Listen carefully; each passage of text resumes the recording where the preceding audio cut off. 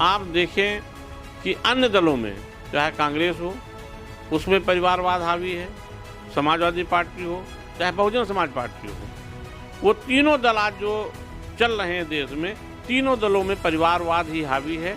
और भारतीय जनता पार्टी इकलौती पार्टी ऐसी है कि इसमें एक साधारण सा कार्यकर्ता, आप देखें, चाहे महामहिम राष्ट्रपति रामनाथ कोविंद जी को देख लीजिए, एक साधारण से कार्यकर्ता थे जिनका एक साधारण से परिवार में जन्म हुआ और अनुसूचित जाति में जन्म हुआ। ऐसे व्यक्ति को भाजपा की नीतियों की वजह से देश के प्रथम व्यक्ति बनने का उनको मौका मिला, महामहिम राष्ट्रपति रामनाथ कोविंद जी को।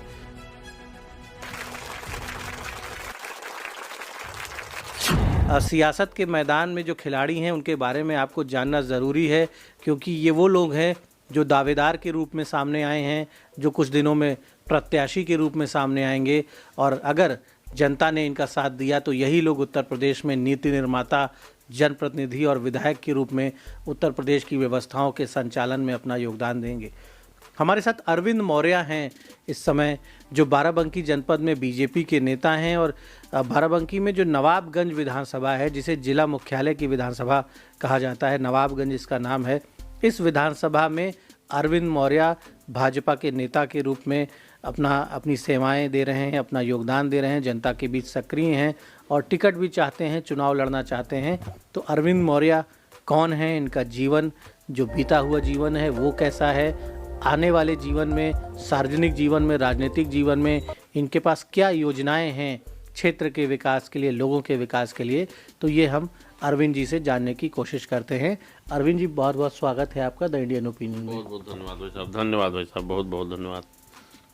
तो अरविंद मौर्य के बारे में शुरुआत हम करेंगे। आप बताएंगे अरविंद जी, अपने परिवार के बारे में बताइए आप दर्शकों को कि आप कहाँ के रहने वाले हैं, आपके पिताजी, आपके माताजी, आपका फैमिली बैकग्राउंड कैसा रहा?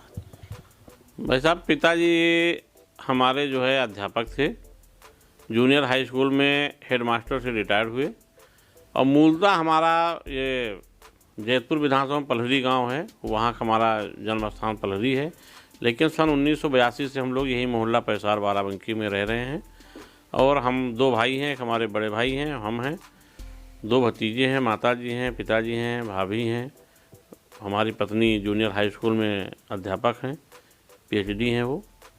और हमारा परिवार एक साधारण परिवार है जिसमें हमने जन्म लिया। और उस परिवार में हम गांव से शिक्षा ग्रहण करके बाराबंकी आए। बाराबंकी में निबलड कॉलेज में हम कॉमर्स के स्टूडेंट, कक्षा 9 से कक्षा 12 तक हम कॉमर्स लिए और निबलड कॉलेज में हम पढ़ाई किए। उसके बाद में हम लखनऊ विश्वविद्यालय से BCom, MCom, LLB की डिग्री लिए और वहीं से लखनऊ विश्वविद्यालय से हमने राजनीति की शुरुआत की। और लखनऊ विश्वविद्यालय में हमने 97 में 1997 उपाध्यक्ष पद का चुनाव भी लड़ा, जिसमें अच्छे मत हमको मिले क्योंकि पहला चुनाव था हमारे जीवन का। और आपने अपने जीवन में, लोग बताते हैं आपके साथ ही, कि आपने बहुजन समाज पार्टी का चुनाव किया, राजनीतिक दल के रूप में सबसे पहले आप बसपा में रहे और बसपा में आपने काम किया। इधर कई वर्ष पहले, आप काफ़ी साल पहले आपने बसपा छोड़ के भाजपा की नीतियों में आपने आस्था व्यक्त की। तो क्या डिफरेंस देखा आपने, और बीजेपी में ऐसा क्या रहा जिसकी वजह से आप प्रभावित हुए और बसपा को छोड़कर आप भाजपा के साथ जुड़ गए? अब धीरे धीरे माननीय काशीराम साहब जब नहीं रहे तो बसपा की नीतियां भी कहीं ना कहीं कुंठित हो गई और उसमें धन का लालच आ गया उस समय नेता की। और जब धन का लालच आ गया तो उस नाते हम सब लोगों ने भाजपा ज्वाइन किया। भाजपा को बहुत गहराई से हम लोगों ने अध्ययन किया। जब भाजपा ज्वाइन किया तो भाजपा को देखा गया कि नहीं, भाजपा एक ऐसी पार्टी है इस समय देश में कि एक बूथ का अध्यक्ष भी राष्ट्रीय अध्यक्ष हो सकता है, प्रदेश अध्यक्ष हो सकता है, बूथ के अध्यक्ष ही इस देश का प्रधानमंत्री हो सकता है, देश का गृह मंत्री हो सकता है। तो बहुत सोच समझ के, बहुत अध्ययन करने के बाद में भाजपा हम लोगों ने ज्वाइन किया। आज हम लोग भाजपा में, मैं भाजपा का 2 बार मैं जिला उपाध्यक्ष रहा, इस समय मैं जिला महामंत्री हूँ। और आप देखें कि अन्य दलों में, चाहे कांग्रेस हो, उसमें परिवारवाद हावी है, समाजवादी पार्टी हो, चाहे बहुजन समाज पार्टी हो, वो तीनों दल आज जो चल रहे हैं देश में, तीनों दलों में परिवारवाद ही हावी है। और भारतीय जनता पार्टी इकलौती पार्टी ऐसी है कि इसमें एक साधारण सा कार्यकर्ता, आप देखें चाहे महामहिम राष्ट्रपति रामनाथ कोविंद जी को देख लीजिए, एक साधारण से कार्यकर्ता थे जिनका एक साधारण से परिवार में जन्म हुआ और अनुसूचित जाति में जन्म हुआ। ऐसे व्यक्ति को भाजपा की नीतियों की वजह से देश के प्रथम व्यक्ति बनने का उनको मौका मिला, महामहिम राष्ट्रपति रामनाथ कोविंद जी को। आप देखे होंगे गुजरात के रहने वाले माननीय नरेंद्र भाई मोदी जी, एक साधारण से परिवार में वो कहा करते थे कि हम चाय वाले हैं, चाय वाले बेटा हूँ। उनकी माँ, उन्होंने अपने इंटरव्यू में कहा, अपने भाषण में कहा, उन्होंने कहा कि हमारी माँ दूसरे घरों में बर्तन धुलने काम करती थी। ऐसे बेटे को भारतीय जनता पार्टी की नीतियों की वजह से देश का प्रधानमंत्री बनने का मौका मिला। आप देखे होंगे चाहे माननीय मुख्यमंत्री योगी आदित्यनाथ जी हों, चाहे डिप्टी सीएम केशव प्रसाद मौर्य जी हों, एक साधारण से परिवार में जन्मे कौशाम्बी जनपद में, और आज वो डिप्टी सीएम हैं। तो कितने भी आज माननीय फागू चौहान जी एक पिछड़े वर्ग में पैदा हुए, साधारण परिवार में पैदा हुए, आज महामहिम बिहार के हैं। तो ऐसे अनेक नाम, माननीय वर्तमान के गृह मंत्री, यशस्वी गृह मंत्री माननीय अमित शाह जी बूथ अध्यक्ष हुआ करते थे, आज देश के जो है गृह मंत्री हैं। तो ऐसी भारतीय जनता पार्टी में हम सब लोग हैं। और मैं अपने पिछड़े समाज से, अपने दलित समाज से और अपने नौजवान, किसान, सब भाइयों से कहना चाहता हूं कि भारतीय जनता पार्टी एक ऐसी पार्टी है कि सबके लिए काम करती है। उसमें ना कोई ऊंच, ना नीच, ना अगड़ा, ना पिछड़ा, सबके लिए काम करती है और सबको बराबर मौका देती है। अरविंद जी ने बहुत बड़ी बात कही है, और ये बात आज का जो उत्तर प्रदेश में जो राजनीतिक परिदृश्य है उसमें ये बात गौर करने वाली बात है कि जिस तरह से चुनाव होने वाले हैं, मतदान के चंद दिनों पहले लोग दल बदल रहे हैं, दिल बदल रहे हैं, विचारधारा बदल रहे हैं, इधर उधर जा रहे हैं और तमाम बातें कह रहे हैं। 5 साल वो सरकार में जिन दलों के साथ रहे, जिस पार्टी के साथ, जिस विचारधारा का उन्होंने लाभ भी लिया हर तरह से, लेकिन अचानक उनका हृदय परिवर्तित हो जाता है और उसी परिवार में उन्हें तमाम कमियां नज़र आने लगती हैं जिस परिवार में उन्होंने लंबा समय बिताया। खैर, सियासत में अब अपना फ़ायदा भी एक बड़ा सिद्धांत हो गया है बहुत से नेताओं के लिए। लेकिन अरविंद जी, आप बताइए, ये लोग जो जा रहे हैं, आपने कहा कि बीजेपी में सबका साथ सबका विकास है, आप कह रहे हैं कि बीजेपी SC ST OBC के लिए भी काम कर रही है, ईमानदारी से काम कर रही है, सबको अधिकार दे रही है, सबको हिस्सेदारी भागीदारी दे रही है, तो ये सारे नेता क्यों भाग रहे हैं? क्या वजह है इनके भागने के पीछे?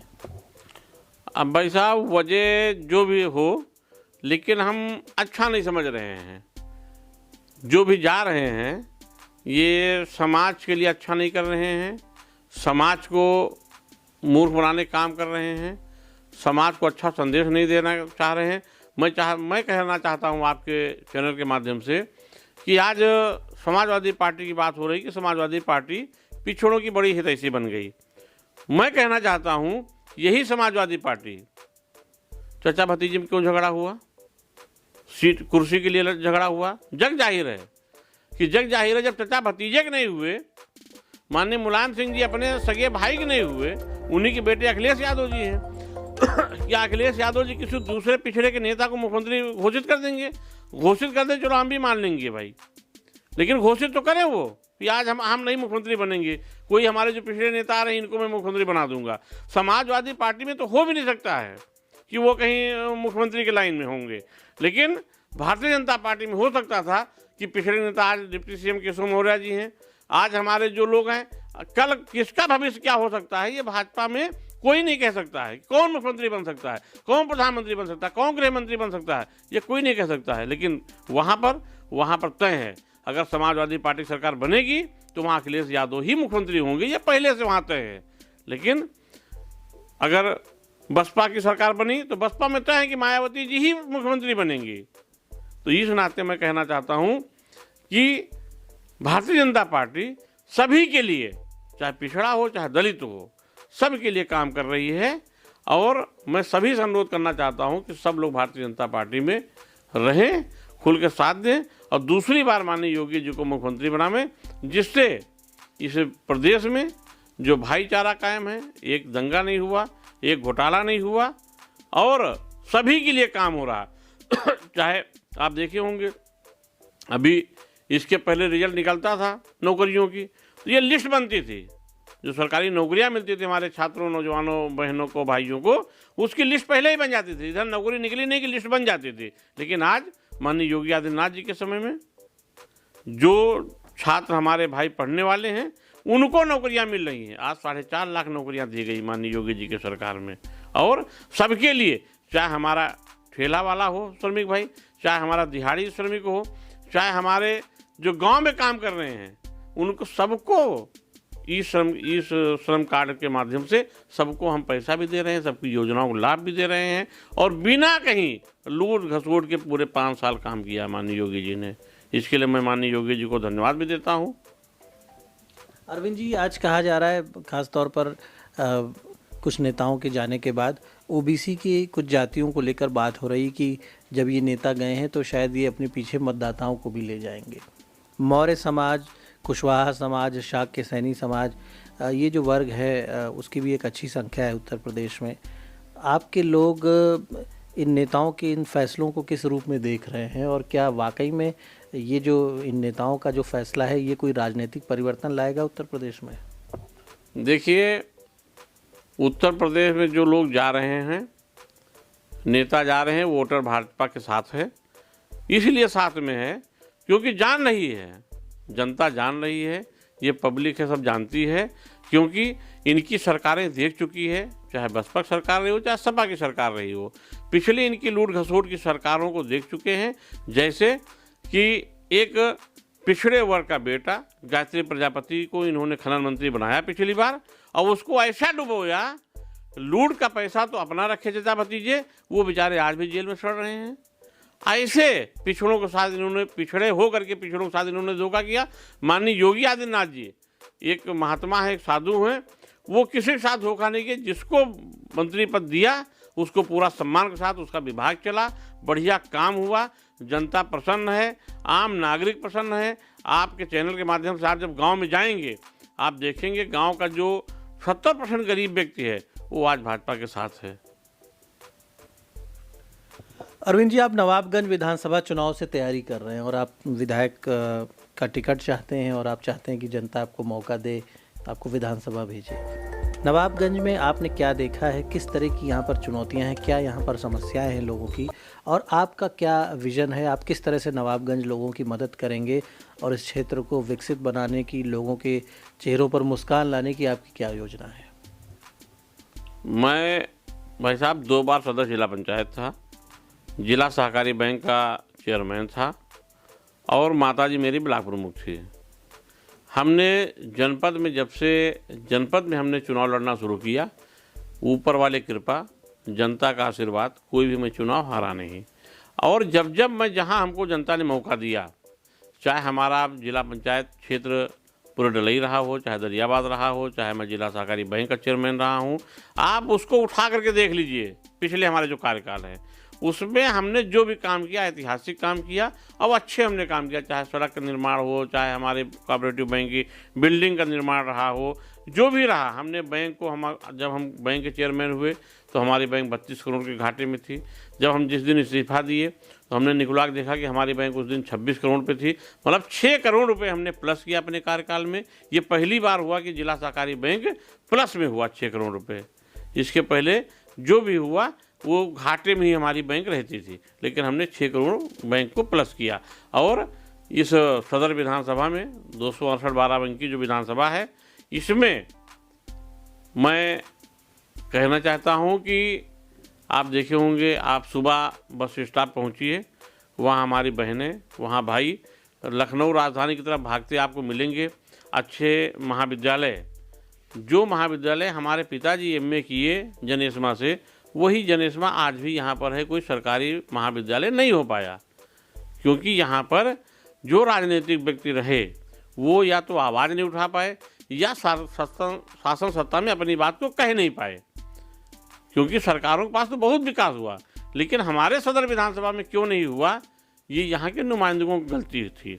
आप देखिए, यहाँ पर हमारे छात्राओं के लिए डिग्री कॉलेज नहीं है, छात्रों के लिए डिग्री कॉलेज नहीं है, अच्छे सरकारी महाविद्यालय नहीं हो पाए। हो सकते थे, यहाँ ट्रामा सेंटर खुला, लेकिन यहाँ के नुमाइंदगे अपनी बात को ना कह पाए। इस नाते हमारा ट्रामा सेंटर आप देख लीजिए, माननीय योगी जी जब से हुए हैं हमारा ट्रामा सेंटर कुछ चला, लेकिन इनके जो नुमाइंदगे हैं जिसको लिए जनता चुनती है कि हमारी सेवा करेंगे, जो चेहरा बदल के जाते हैं कि मैं जनता की सेवा करूंगा, उनसे मैं कहना चाहता हूँ आखिर क्यों नहीं काम किए इसके पहले वाले। अच्छा, सुरेश यादव यहाँ पर समाजवादी पार्टी से लगातार 2 बार विधायक हैं, 2 बार जनता उन्हें लगातार यहाँ पर जनप्रतिनिधि अपना बना रही है, वोट दे रही है। उनका व्यक्तित्व, उनकी कार्यशैली को आप कैसा देखते हैं? अब मैं उनका व्यक्तिगत में क्या कहूँ, क्योंकि वो जिस दल के हैं उस दल में यही सिखाया गया है, यही उनकी पाठशाला है। परिवारवादी पार्टी से हैं, समाजवादी पार्टी तो नाम रखा गया है, लेकिन असली समाजवाद वो लोग भूल चुके हैं, क्योंकि असली समाजवाद डॉक्टर राम मनोहर लोहिया, राजनारायण जी और हमारे बाबू राम सेवक यादव जी, स्वर्गीय अनंतराम जायसवाल जी, हमारे बंकी के पूर्व ब्लॉक प्रमुख हैं नन्हे सिंह यादव जी, आज भी हैं। ऐसे लोग समाजवादी विचारधारा के थे, ऐसे लोग पुरोधा थे समाजवादी के, लेकिन आज समाजवादी नाम लेकर के ये लोग समाजवाद विचारधारा को छले हैं। और छलने की वजह से आप देखिए, जैसे माननीय मुलायम सिंह जी का पूरा कुनबा, पूरा परिवार किसी न किसी पद पे है, उसी तरीके से हमारे सदर विधायक की भी स्वयं विधायक हैं, तो पत्नी ब्लॉक प्रमुख हैं, तो भाई की वाइफ सदर जिला पंचायत हैं, मतलब वो भी एक अपना कुनबा। और उनके परिवार में कोई ऐसा बेटा भतीजा नहीं बचा जो सदर क्षेत्र पंचायत ना रहा हो जब ब्लॉक प्रमुख लड़ रहे थे, तो वो भी एक अपना कुनबा ही तैयार किए, वो कार्यकर्ता नहीं तैयार किए। आम जनमानस के दूसरे ऊपर उनको विश्वास नहीं, भरोसा नहीं है। अगर उनको चाहिए तो अपना परिवार की ही उन्होंने बनाने का काम किया। और यहाँ तक कि जब नगर पालिका की चेयरमैनी चुनाव भी हो रहे थे, उसमें भी वो पार्टी से टिकट मांग रहे थे, अपने परिवार का ही लड़ाई भी थे यहाँ के सदर विधायक जी, तो वो भी अपना परिवार ही चला रहे हैं। जनता कहाँ जा रही है? जनता के समय तो अपना वेश बदल के पहुँचेंगे, वोट लेंगे, वोट ले करके दूसरी बार इस बार विधायक हैं। जनता से कोई मतलब नहीं, जनता चाहे जहाँ धक्का खाए, चाहे हमारी बहनें जहाँ धक्का खाएँ, चाहे हमारे भाई लोग जहाँ जाएँ। क्या शिक्षा कैसे ग्रहण होगी, अच्छी शिक्षा कैसी होगी, अच्छी दवा कैसी होगी, इसकी चिंता थोड़े उनको है। आपको यदि मौका मिल जाता है और तो कितना बदलाव लाएंगे लोगों के जीवन में, किसानों के जीवन में, नौजवानों के जीवन में, महिलाओं, बेटियों, आम लोगों के जीवन में किस तरह का बदलाव आएगा? आपको यदि जनता अपना जनप्रतिनिधि बनाती है, क्या भरोसा देंगे लोगों को? भाई देखिए, मैं आपके चैनल के माध्यम से कहना चाहता हूँ सदर विधानसभा के सम्मानित निवासियों के लिए कि यहाँ पर जो भी, चाहे छात्राओं के लिए महाविद्यालय का हो, चाहे यहाँ जिला अस्पताल पे हो, ट्रामा सेंटर अच्छा चले, और यहाँ के जो बेरोजगार भाई हैं उनको रोजगार के लिए जो हमारे बंद पड़े यहाँ पर उद्योग हैं उनको चालू करवाने के लिए, अभी आपने देखा होगा कि बुढ़वल चीनी मिल दशकों से बंद पड़ी थी, ख़त्म हो गई, लेकिन अभी पूज्य योगी आदित्यनाथ जी ने उसको जो है चालू करने के लिए कहा है, और विधानसभा चुनाव के बाद में चालू होगी। उस पर बजट भी आ गया है, सब काम लगभग हो गया है। ऐसे हमारे जो भी यहाँ बंद पड़े उद्योग हैं उनको मैं चालू कराऊंगा। हमारी इस सदर विधानसभा में कैसे बेरोजगारों को रोजगार उपलब्ध कराया जाए, कैसे हमारे बंद पड़े जो कल कारखाने उनको चालू कराया जाए, और महाविद्यालय, नए महाविद्यालय कैसे खुलेंगे, कहाँ हमको जगह मिलेगी, वो सब कार्य हम लोग करेंगे, जिससे हमारी जनता को और हमारी बहनों को, भाइयों को यहाँ पर आराम मिले और शिक्षा ग्रहण करें, जिससे हमारे इस जनपद का ही नाम रोशन करें। और आप देखे होंगे जब श्रीमान अखिलेश यादव जी मुख्यमंत्री बने, इसके पहले उनके पिताजी बने, उन्होंने खाली अगर विकास किया है तो अपने मैनपुरी, एटा, इटावा, कन्नौज, फर्रुखाबाद उधर ही किया है। यहाँ तक कि आप समझिए यादव का अगर भी उन्होंने किया है तो अपनी बेल्ट के यादवों किया, हमारे बाराबंकी जनपद या अन्य जनपदों के कोई विकास कार्य उन्होंने यादव समाज का भी नहीं किया है। क्योंकि आप देखो जब जितना आप चाहे पढ़ाई का रिजल्ट देख लीजिए, नौकरी रिजल्ट देख लीजिए, चाहे जो भर्ती हुई हो, जितनी भर्तियाँ हुई हैं वो सब उधरे हुआ है हमारे इधर के अन्य पिछड़ा छोड़ दीजिए, अपने समाज के, अपने बिरादरी के लोगों को उन्होंने नहीं भला किया, अन्य पिछड़ा तो छोड़ दीजिए। अन्य पिछड़ा कहाँ वो भला करेंगे? अन्य पिछड़ा भला करते तो उनका मंत्री गायत्री प्रजापति बेचारा जो है वो जेल में 5 साल से सड़ रहा है, कहाँ देखने गए अखिलेश जी? ऐसे पिछड़ों थोड़ी हितैषी बना जाता है, ये तो नकली हितैषी हैं, ये असली हितैषी हो ही नहीं सकते हैं, इनके ब्लड में ही नहीं है।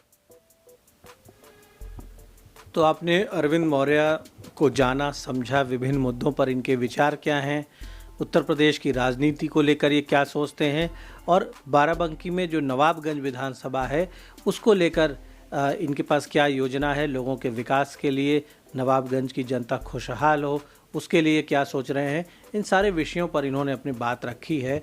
और उत्तर प्रदेश में धीरे धीरे चुनाव अपने आगे बढ़ रहा है। चुनाव की तारीखें निकट आ रही हैं।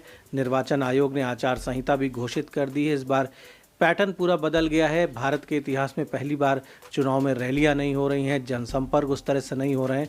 तो अब लोग तकनीक के माध्यम से, मीडिया के माध्यम से अपनी बातें, नेता जो भी हैं, जो दावेदार हैं, जो प्रत्याशी हैं, वो इस टेक्नोलॉजी के माध्यम से आप तक अपनी बातें पहुंचा रहे हैं। तो ज़रूरी है कि आप भी अपने नेताओं को सुनें, समझें और समझदारी से उत्तर प्रदेश के हित में, देश के हित में फैसला करें। धन्यवाद।